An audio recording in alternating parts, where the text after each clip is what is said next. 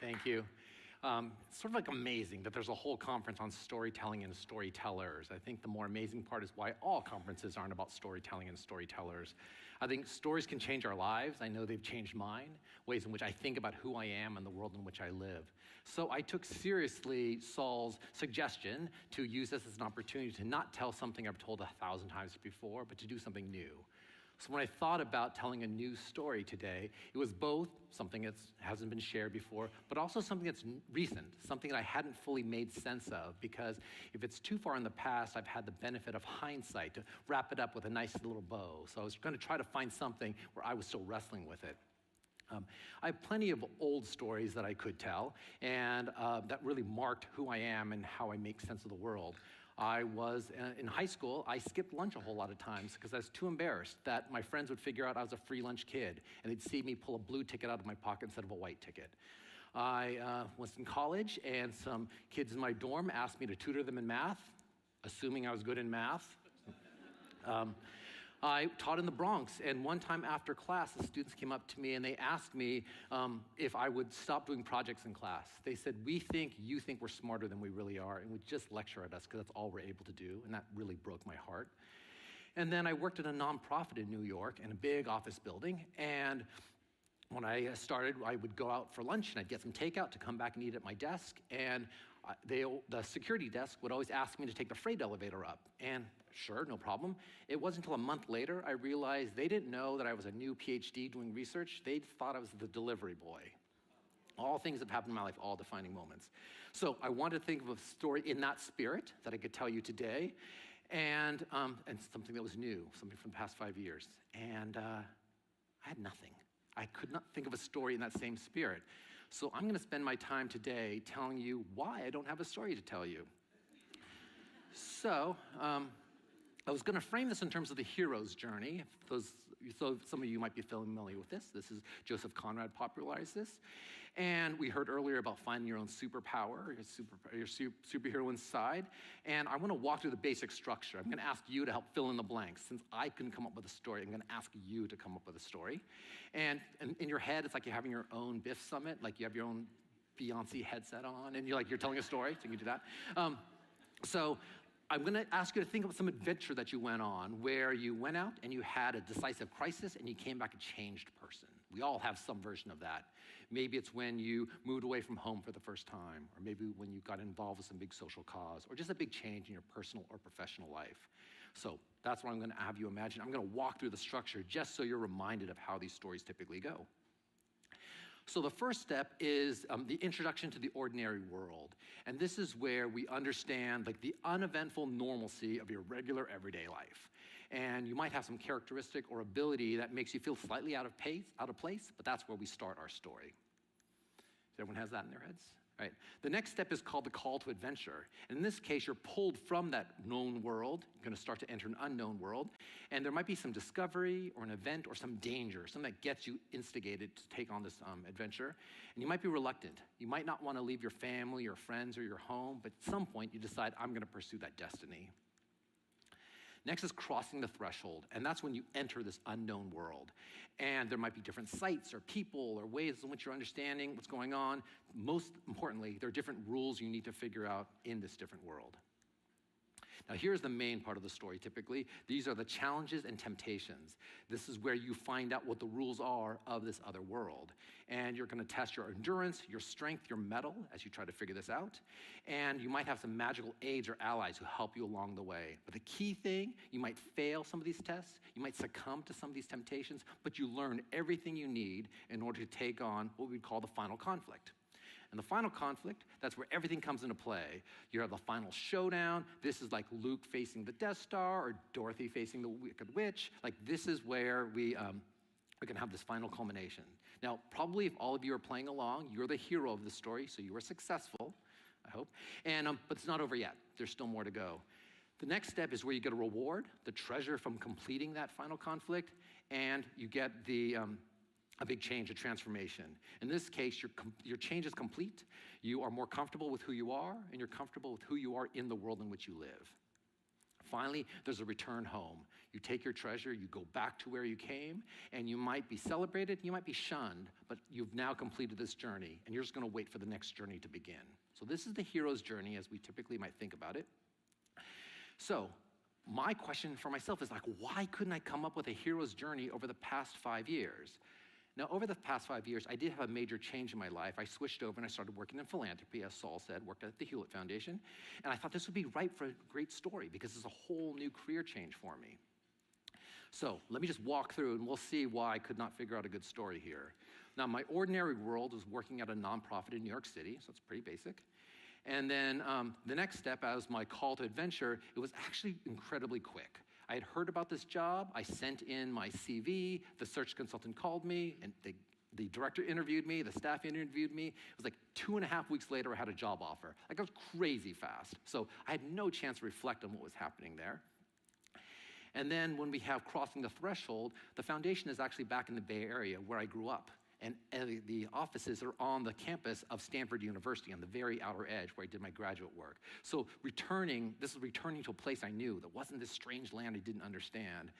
And my prior life experience, I had been an educational practitioner who did professional development for teachers. I'd been an academic researcher, and I had done assessment work. Like in this new world, my grantees were educational practitioners doing professional development, academic researchers, and assessment folks. So like this is exactly the people I knew. So it wasn't like this strange land I needed to figure out.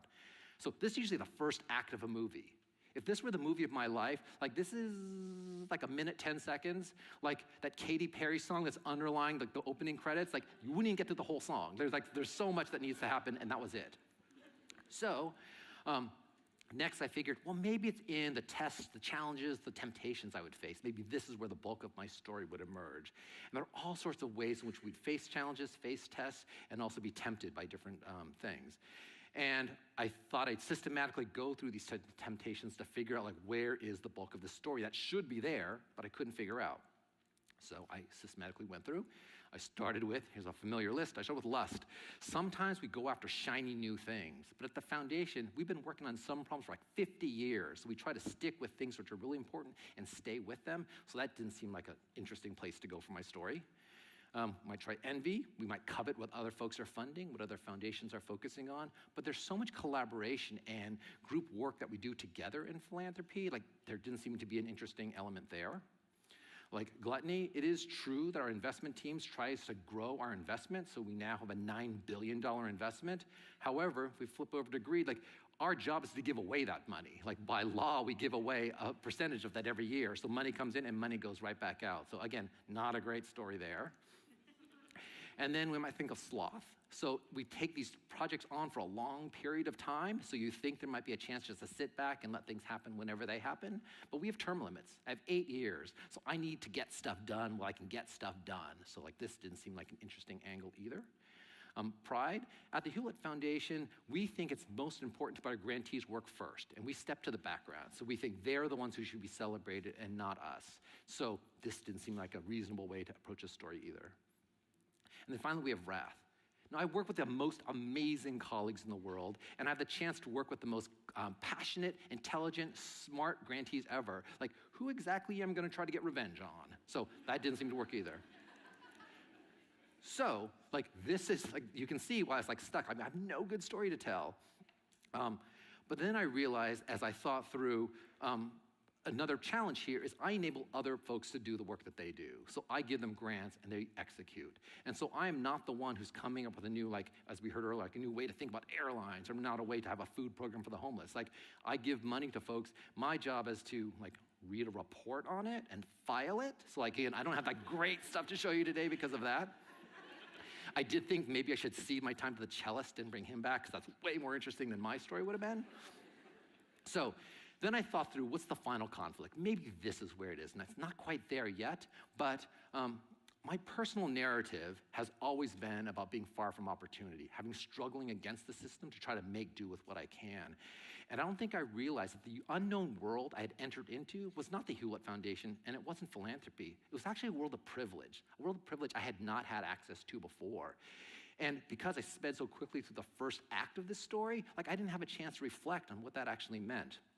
So from a place of privilege, I think my stories suddenly become so much more boring because it's so much more interesting when you're scrappy and trying to get your way through the system.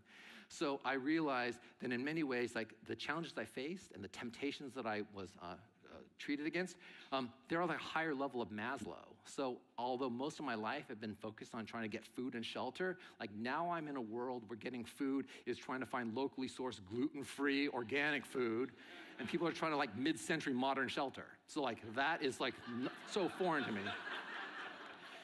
And then if I try to achieve self-actualization, like I can get an executive coach to help me do that too. So there's a way in which like a whole different world. Then when I think about the prizes I get because I'm working in this place, oddly enough, I'm back to being a free lunch kid. But that's because the foundation caters in lunch every day for us to have. So there's this way in which I've been upgraded to first class, but I'm caring about the folks who are back in coach. And it seems really hard for me. It's in tension with the way in which I've grown up, in tension with my previous stories. So when I try to work in philanthropy, I do realize who's changed me. Somehow, when you work in philanthropy, suddenly you're the smartest, funniest person in the room. And I worry if folks are being nice to me because of who I am or because I have a checkbook. And that's a real concern. I mean, it's compounded when I face a life living with outright racism and outright classism, where people were not assuming nice things about me when I walked into the room. So this is so in tension with who I am. I also know my time in this world of privilege is temporary, because I'm a temporary steward of the funds of the foundation, and I have a term limit, and I will leave this world, and I won't leave it with all these resources. So there's this way in which I know I will no longer be invited to the White House. Well, I'm not invited to the White House now anymore, but anyway, I don't get that.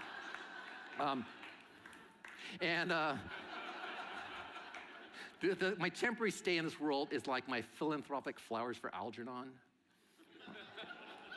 My dorm mate should have asked me to tutor them in literacy instead of like math. But anyway, so what do I bring back to the world from whence I came? I know that in a lot of the work that I do, I've been trying to hack education. So a grant that I actually made to BIF was to think about what that looks like. How do we help scrappy schools figure out ways they can improve their work using the resources that they have? And that's clearly linked back to who I am and my experience. I've done work to try to spread and scale like really important practices in education. So the students in the Bronx get to do that, as well as the kid like me who's in a really crummy public high school get access to that as well. And I've invested in equity leadership, ways in which that people of color and people who fight for people of color have a chance to participate and not be asked to ride in the freight elevator. So my job at Hewlett has helped me realize that my hero's journey is different from the one I've had before. As I said when I started, I actually believe that stories can change someone's life. I think there's an amazing power that they have there.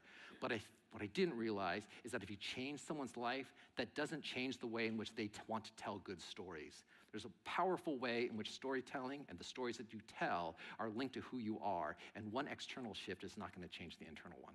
Thank you.